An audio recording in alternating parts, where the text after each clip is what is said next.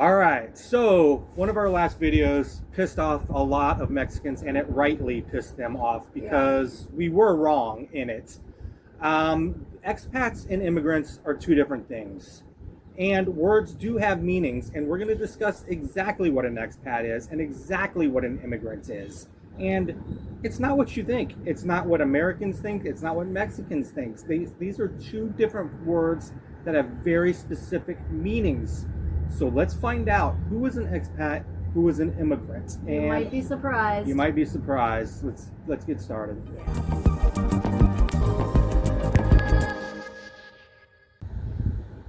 Hey guys, we're Paul and Natasha with Nomadic-AF. Today we are going to be talking about the key differences between expats and immigrants. Now, white folks from Canada and the US might consider themselves expats while they consider the foreigners that come to their country immigrants, when in reality it could be the exact opposite. Yeah, these words have very specific meanings and most of us are using them incorrectly. So let's just really quick, let's take a look at a few different groups of people and what they would socially be called as opposed to what they really are. So the two of us, Paul and Natasha, for example, we live in Mexico. We have legal status to live here. We have residency. We have no intent, and you're going to hear this word intent a lot. We have no intent to return to our home country. Our intent is to live in Mexico permanently and legally. We are immigrants. We are immigrants. We are not expats because our intent is to live here permanently. All right, so let's talk about the typical digital nomad from the United States that comes down to Mexico, for example. Right, he or she is down here temporarily.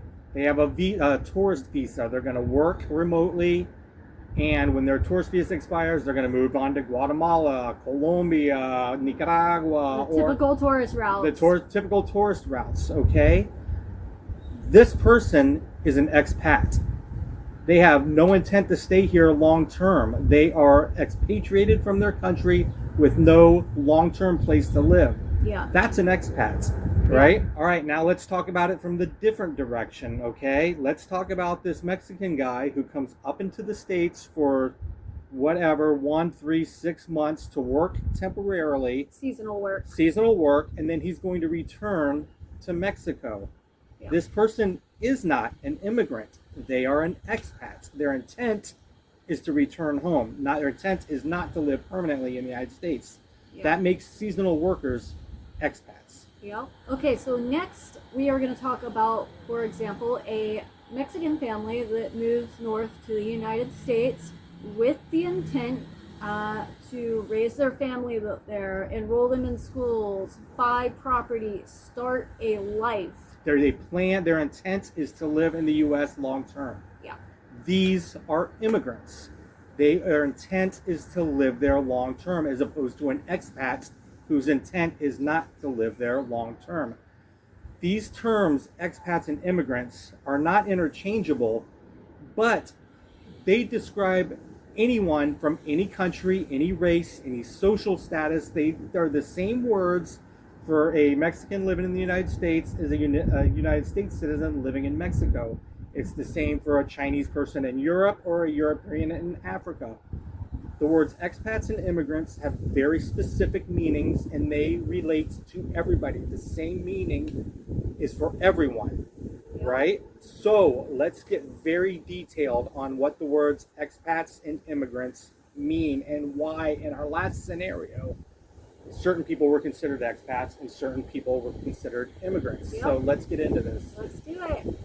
All right, so what is an expat and an immigrant? It's all about intent, and this is not about race. It's not about the country of origin. It's not about class. It's about a person's intent and the duration of their intent. Right, and also we should note legal status doesn't even matter between an expat and an immigrant. It has nothing to do with any of that.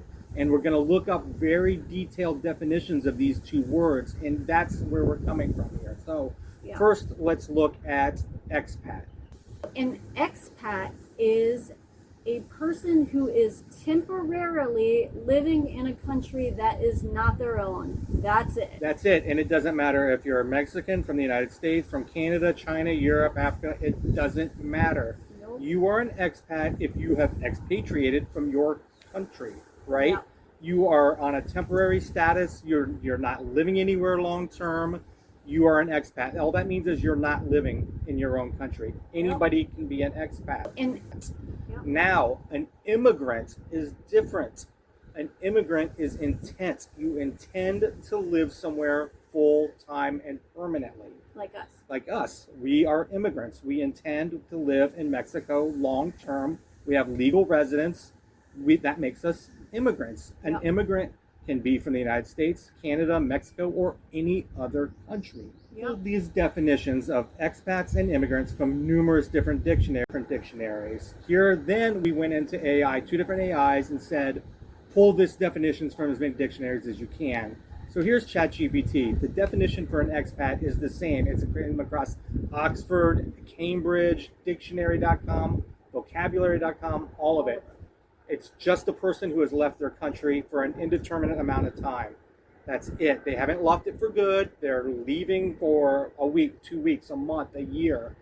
That's what an expat is. Anybody can be an expat. A migrant worker from Mexico in California is an expat. A digital nomad from the States down in Mexico is an expat. No matter which dictionary you look at, that's the definition. Now, you can see here under immigrant on every dictionary, Merriam-Webster, Cambridge, the dictionary.com, whatever it is, immigrant always refers to the intent to live somewhere permanently. That's it. Those are the only differences. Is an immigrant has the intent of living in a country permanently. Again, we are immigrants. But a digital nomad that comes down for a tour on a tourist visa and is intending to leave in a few months is an expat, not an immigrant. Correct. An intent could be buying property, applying for residency like we did, raising a family, or just saying, I am staying here and living here. Long term, you've made plans, you've set up your life, you're an immigrant. The end. No matter where you're from or where you're at. It doesn't refer to citizenship, race, ethnicity, class, nothing. It's just intent. All right, so that was Google Gemini's.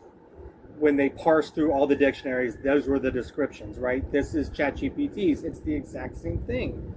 An expat is just someone who has left their country for an indeterminate amount of time. It could be a week, a month, or even a year. But they have no plans to be permanently outside of their country. As opposed to an immigrant. An immigrant's intent is to leave their country for good and settle somewhere else. Those are the definitions. An expat is temporary. Clear as day. Clear as day. An expat is temporary. An immigrant is permanent. The intent. That's it. Those are the differences. All right, so guys, those are the legal definitive definitions of the difference between an expat and an immigrant. But there is a huge social bias where we call brown people immigrants, and somehow white people doing the same exact situation are expats. And it sucks. Yeah, and that's what is pissing off so many people south of the U.S.-Mexico border. Rightly so. Rightly so, because it's not fair that all brown people are immigrants and all white people are expats, because those aren't the definitions of the word. So let's look at these some more scenarios in depth, right? And let's look at what society calls them versus what they really are, because this is creating so much tension right now, especially just this little stupid video of ours had so much negative reaction and we wrongly used the word expat, so that is on us. And that was not our intent, but now that we know, well, we will have to do a much better job at it. But let's look at some of these scenarios real quick. Yeah. So firstly, we're going to look at a digital nomad from the U.S. or Canada, for example, coming to Mexico. Let's clear this up real quick. It could be anywhere. Yes. It could be a Mexican in Europe. It could be a U.S. resident in Mexico. Yeah, we are focusing solely on North America because we're here. Yeah. All right. So let's do this. Yeah. Digital nomad, for example, a U.S. citizen or a Canadian citizen that is coming to Mexico as a digital nomad. Now, society calls them an expat, and what they actually are is an expat. And it's not because they're white. It's because they do not intend to live here permanently. Yeah. That is the definition. Yeah, usually on a tourist visa, they have plans to leave. They don't work here. They're not investing here, any of that. They are an expat. So first, right? Yes. Now, snowbirds. They live in Canada and the USA. They come down to Mexico, Nicaragua. It doesn't matter. They come down for 6 months. Yep. They have homes in their home country. They have probably jobs in their home country. They have ties in their home country. They have no intent whatsoever to be down here permanently. So society calls those people expats. And they are. And they are expats because they do not intend to live down here permanently. Their intent is to live in their home country. Correct. So now let's talk about retirees from the USA or Canada living in Mexico. All right. So everybody, and you'll see every Facebook group, they all refer to themselves as expats, right? That is wrong.